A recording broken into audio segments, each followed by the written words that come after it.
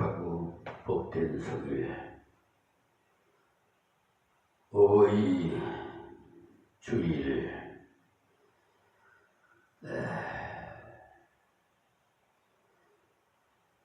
이 어버이 주일이라는 육신의 어버이 주일로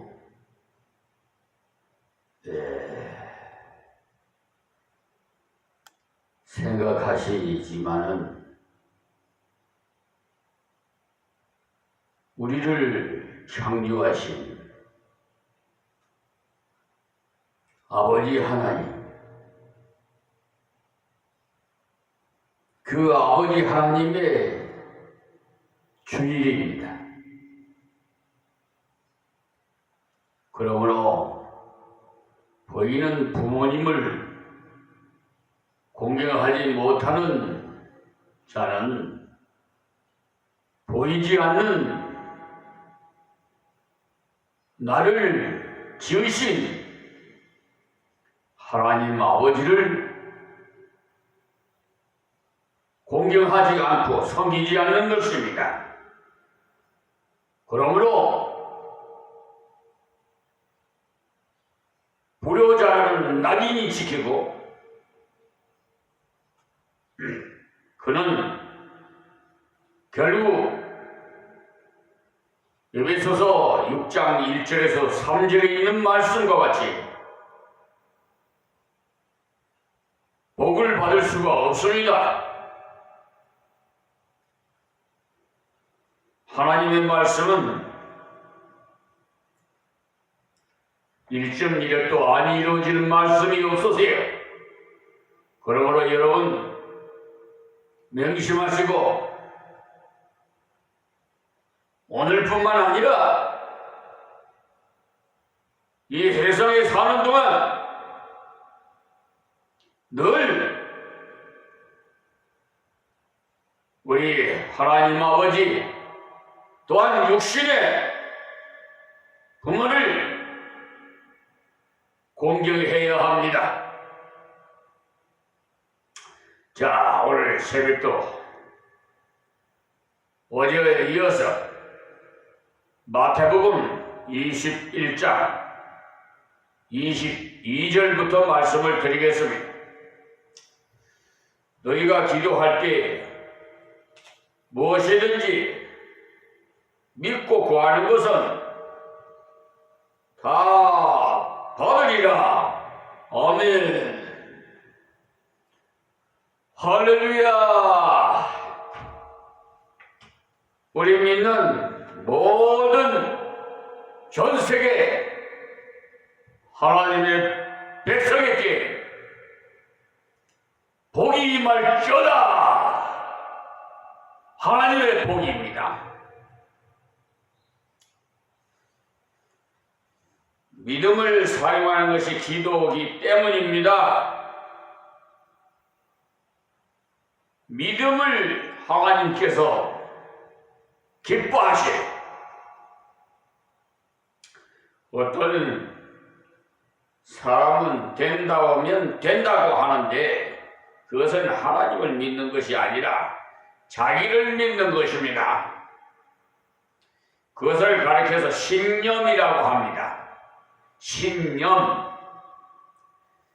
믿음은 하나님의 말씀과 능력을 믿는 것입니다.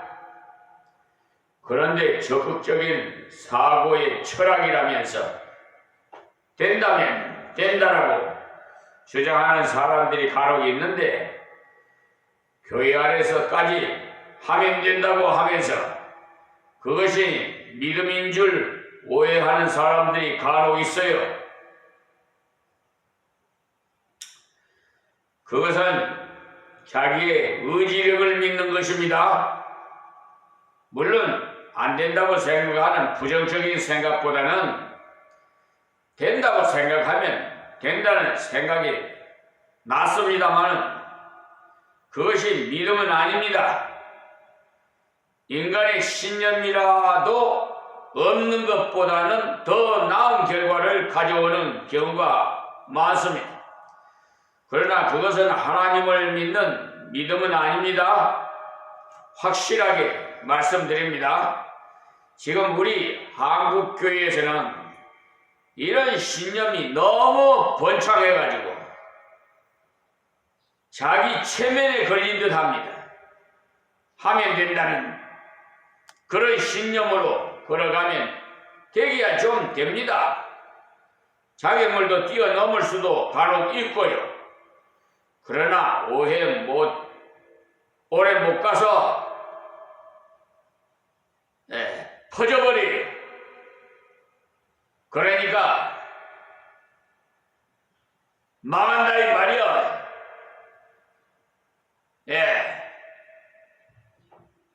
무산된다 이 말이죠.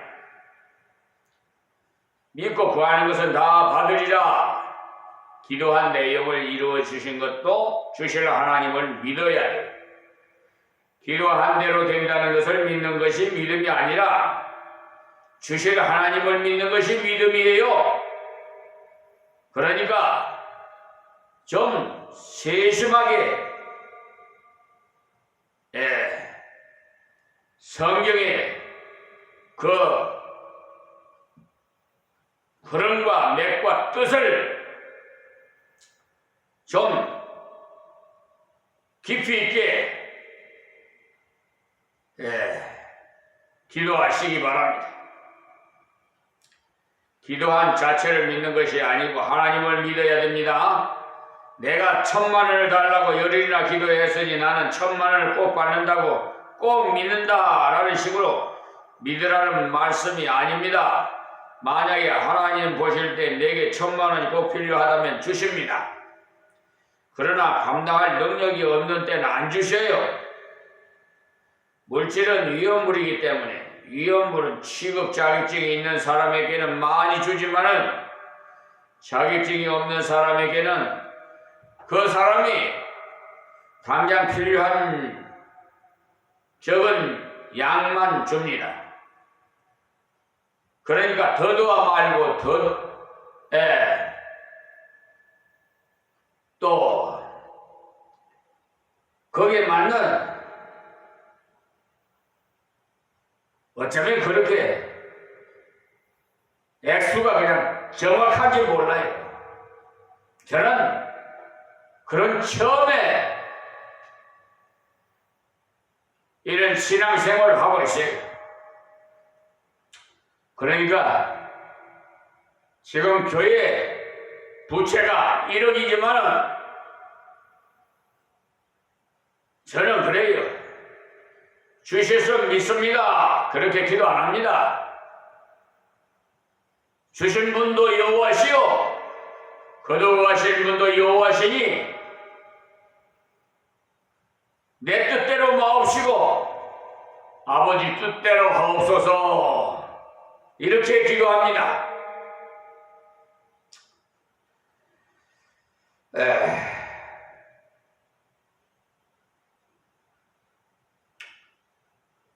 그러지 않다면 수십 대를 내려가면서 자기 자손들에게만 주려고 할 것이기 때문에 예수님께서는 무화과 나무 사건에서도 저주를 중심으로 말씀을 전개해 가지 않습니다. 오히려 하나님을 의지함으로 어떤 장애물이라도 제거할 수 있다는 것을 말씀해 주신 것입니다. 포도나무와 무화과나무는요, 유대인을 비유할 때 사용하신 경우가 있습니다. 희한하게 알맞는 비유를 하셨다 싶어요. 무화과나무는요, 재질이 단단하지 못해가지고 제목으로는 쓰기에 합당치 못해요.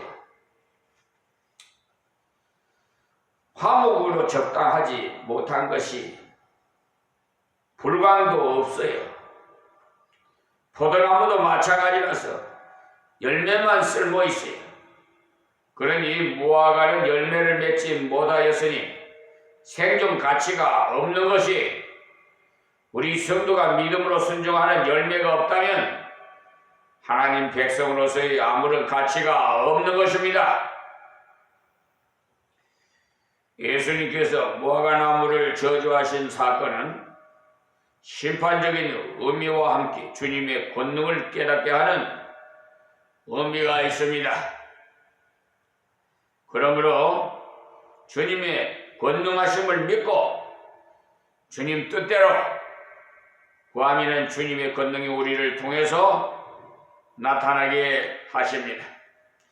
그 다음에 23절부터 46절에 있는 말씀은 요점은 권능이 나타나도 순종치 않는 자에게 비유를 들어서 경고하시는 말씀입니다.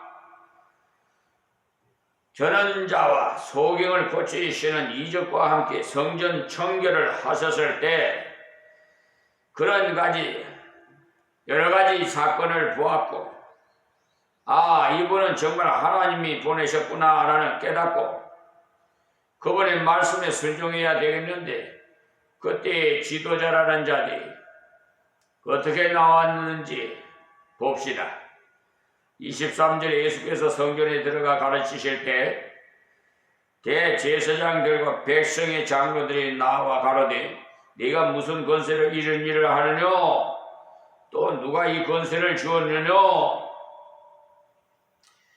예수님의 성전 청결에 대해서 그들이 질문하기를 당신이 성전에서 장사하는 자들을 쫓아내었는데 그 권세가 사람의 권세냐 하나님의 권세냐 선지자의 권세냐 누가 그런 권세를 주었느냐고 따졌어요. 예수님께서 성전에서 매매하는 자들을 내어 쫓았기 때문에 우리가 매매하도록 허가했는데 네가 무슨 권세로 그러느냐 이 말이 있음이에요. 이 성전은 대제사장이 다스리는 구역인데 네가 왜 우리 구역에 들어와서 이러지? 이런 말씀이에요. 예수님께서 성전을 성결케 하시면 마땅한 일이었는데도 불구하고 인간적인 권위의식에 사로잡힌 자들은 누구에게 권리를 받아서 그렇게 하는가? 이렇게 질문함으로써 자기들의 강박한 그런 심령을 드러낸 것입니다. 이때 대제사장이 성전은 거룩해야 된다는 것을 몰라서 예수님께 대든 것이 아닙니다. 우리들도 하나님의 뜻을 몰라서 순종 못하는 것이 아니라 하기 싫어서 안 하는 것이 대부분이에요. 11조를 드려야 할지 말아야 할지, 주의를 거룩하게 지켜야 할지 말아야 할지 모르는 성도가 어디 있겠습니까? 대부분이 하기 싫어서 순종을 안 할 뿐이지 몰라서 안 하는 사람은 드물어요. 근자에 11조를 문제를 놓고 논하는 자들이 있는데 참으로 교만한 자들이 어디 감히 하나님을 대적해 하나님의 뜻을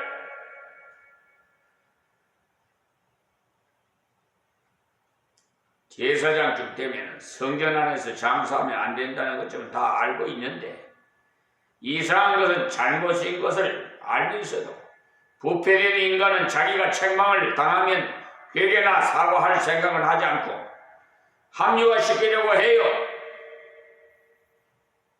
저 대법관을 비롯해서 사법부의 법관들이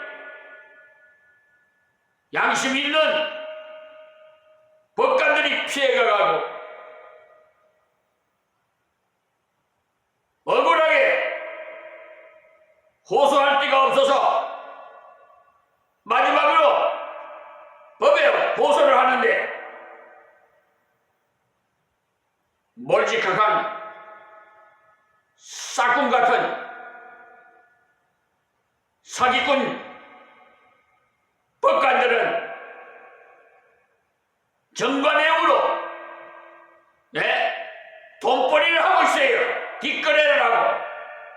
네? 현장의 목격은 못했지만은 정관예우가 왜 생겼어요? 네? 우리한 대법관 구명은 무화과 나무의 열매가 없으므로 예수님이 저주하듯이 그 무화과 나무는 뿌리채 말라 죽었어요. 그것은 자기뿐만 아니라 자손 대대로 저주가 임한다는 뜻도 되려 뿌리채 말라버리시니 삼종을 뿌리채 뽑아버려. 우리 왕조시대 때 봐요. 5천년 역사를 지닌 이 나라 대한민국이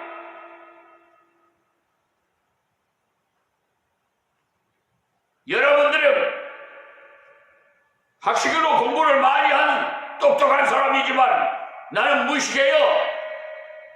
그러나 나의 변호사는 예수님이야. 하나님께서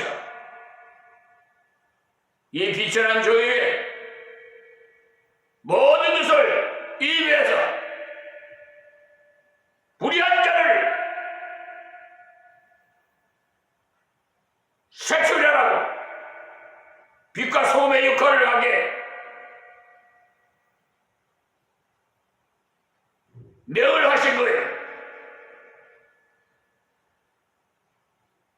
수천 수만 가지 되는 법전을 여러분 정말 그 법대에 나오신 분들 아마 아실 거예요. 저는 법대 안 나왔어요. 무식한 사람이에요. 그러나 하나님으로부터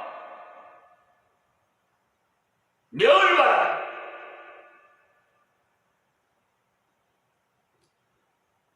하나님의 가르침으로 저는 수천 수만 가지 복을 다 하나님께서 획득해 주셔서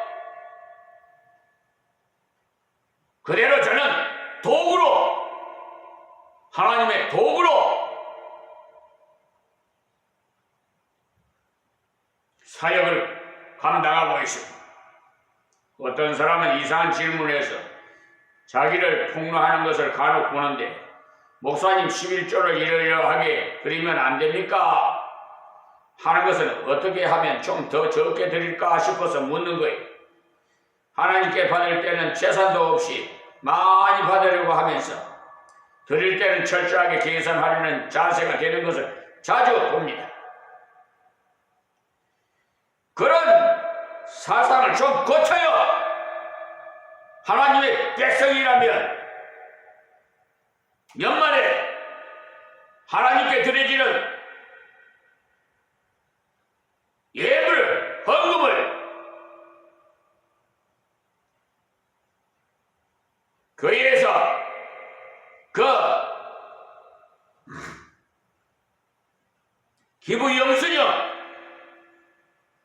그것을 받아가지고 세금 공개를 하는데 이게 과관이 아니에요. 제 딸이 그래서 지금 20여 년 가까이 완전히 발걸음을 끊었어요. 왜냐? 성교비를 10만 원씩 매달 줬는데 연말에 그거 끊으러 사의하고 왔더라고. 그래서 1200만 원 기부금을 끊어줬는데 아버지가 돼가지고 이러느냐 그래. 그건 무슨 소리냐 그랬더니 그러니까 다른 내가 다니는 교회는 그러니까 딸 자식이 사는 그 지역의 교회들은 끊어주는, 달라는 대로 끊어주는데 아버지가 돼서 그러느냐는 식이에요. 참, 사실은 하나님께 드리는 예물은요, 세금 공제 받으면 안 돼요. 기본 영수증 발부하지 마세요. 받으려고도 생각지도 마시고.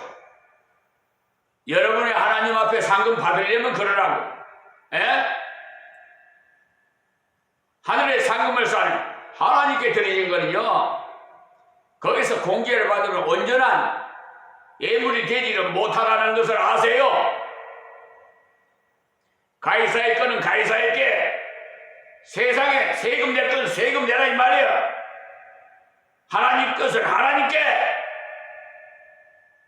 구분해서,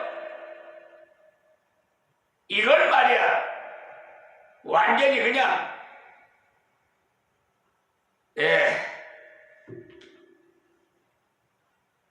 명확하게 구별도 못하는 사람들이, 참으로 어리석은 백성들이 많아요.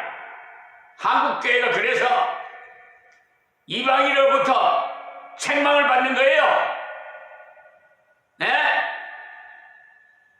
돈이 없으면 교회 못 간다고 그런 사람도 있어요. 돈 벌어서 교회 가겠다고. 누가 이 권세를 주었느냐? 이 말씀은 사람이 이상하게도 죄를 회개하지 않으면 자기가 죄를 지은 스스로 폭로하게 돼 있어. 가인이 제사를 땅에서 난 산물로 드렸을 때 하나님 받지 않으신다고 안색이 변했는데 그것이 자기 폭로 아닙니까?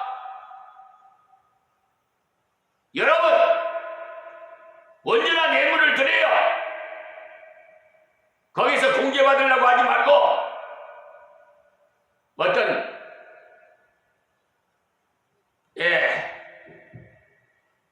교인은 개신교에서 11조 달라고 한다고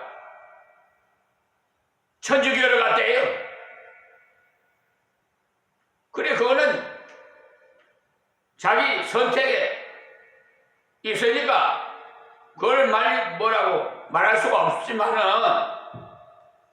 11조 때문에 천주교를 갔다, 이것은 분명히 하나님 옆에 가서 책망받을 일이에요. 왜냐? 천주교에서는 자원에서 내라고 하는데요. 그래요. 감사 예물이나 다른 예물은 자원에서 내는 것입니다.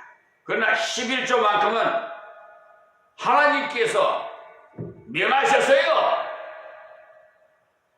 다 100% 하나님 거예요. 우리 몸도 예수님의 피값으로 사셨고, 우리 소유권이 없어요. 우리는 관리자에 불과해. 여러분의 건강을 주시지 않고 일터를 주시지 않았다면 어떻게 돈을 벌어요?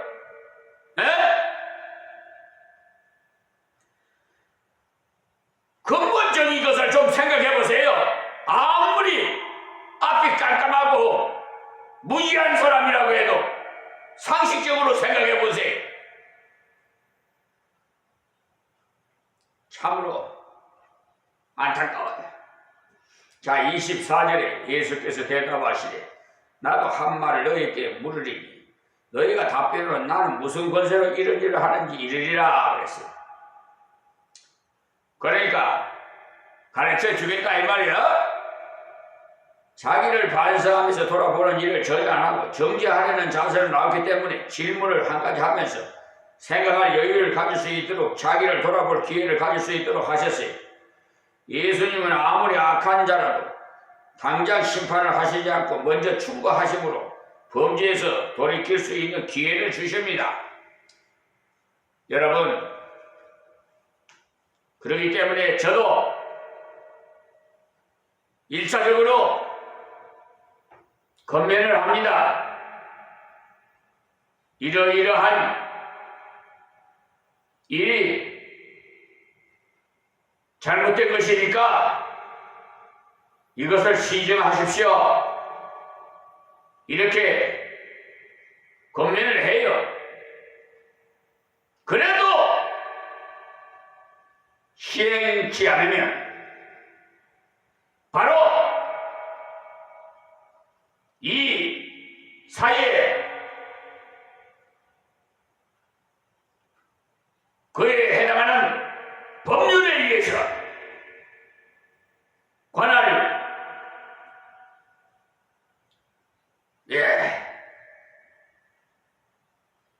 경찰서, 파출소 다 소장, 고소장을 접수시킵니다. 여러분들이 목사가 돼가지고 그렇게 하면 되느냐고 하실지 모르겠으나 여러분 한 가지만 생각하고 두 가지는 생각 못하는 사람이 참으로 아드네. 그렇기 때문에 이 사회가 법 위에 군림하는 저 법관들이 있어요. 아시겠어요? 네? 아주 적은 일에 충성하는 자는 큰 일도 맡겨요. 이 사소한 미세한 교통사고를 그 보험금, 보험사기 방지 특별법이라고 있어요. 제가 뭘 압니까? 하나님께서 가르쳐 주시니까 알지. 그래서 저 모 경찰서에다가 고소장을 제출했어요. 그리고 심지어 출입 수사 하나님이 지혜 주시는 대로 적어서 기수서로 추가로 올렸어요. 이 범죄자들은 그 노인이나 여자 운전자를 상대로 가만히 보면은 그 뉴스에도 많이 나오잖아요. 그냥 외제차를 타고 다니면서 한 30, 40대 젊은 층이 있는 대부분인데 아주 뺀돌뺀돌하게 신사 차림을 하고 아주 보험금 처리를 하라고 그래가지고 그 흠집도 하나도 없고 단지 살짝 반박 입 맞추듯이 가다 서다 하다 보면 그런 경우가 있잖아요. 살짝. 그래서 4.5cm 정도 되는 사각형 되는데 그것이 조금 약간 이탈이 됐어요. 그건 젊은이가 손가락으로 지명하고 다른 데는 흠이 없었어요. 그런데 자기가 아는 그 공업사에다 갖다 맡겨갖고 어떻게 그냥 조작을 했는지 변형을 시켜갖고 막 어떤 기기로 그렇게 충격을 줬는지 그냥 6군데나 그냥 그러니까 차랑 번호가 오히려 그냥 이렇게 공간이 떨어질 정도로 제가 그걸 현장 블랙박스 앞뒤 다 그걸 뽑아서 유튜브 동영상에 올렸더니 12,000이나 시청했어요. 좋아서 하는 분이 세상에 이렇게 해서 합의금 뭐 통원 치료받는다. 멀쩡하게 통원 치료받는다고 300만 원을 달라고 그러는데 아마 그 수사관이 정말 올바르게 처리한다면 그는 구속감이에요. 혼자 범죄를 저질 수가 없어요. 공모를 해야 돼요. 그러니까 자기가 잘 아는 공업사에 가서 조작을 시킨 거죠. 그러니까 누이 좋고 매우 좋고 하나의 식으로 아니 공업사에서는 뒷방만 가게 하니까 돈 벌어서 좋지요. 또 이 사기꾼 같은 이런 자는 합의금조를 300만 원 받아서 좋지요. 또 병원에서는 치료비 또 받으니까 좋지요. 그런데 공모자가 없을 수가 없어요. 그 자동차 보험회사 직원들은 각각 회사는 다를지라도 그 직원들은 한통속이에요. 그렇기 때문에 알면서도 눈 감아주고 뒷거래질을 하고 이런 못된 자들이 있어요. 벌써 그 술법이 환하게 청사진으로 나와 있잖아요. 오늘은 여기서 말씀했습니다. 하나님 고맙고 감사합니다. 주신 말씀 정가에서 이 생명의 말씀만 간직하게 하옵시고 잘못된 말씀은 다 지워지게 하시고 올바른 신앙생활 할 수 있도록 저들을 깨우쳐 주시옵소서. 예수님의 이름으로 기도합니다. 아멘.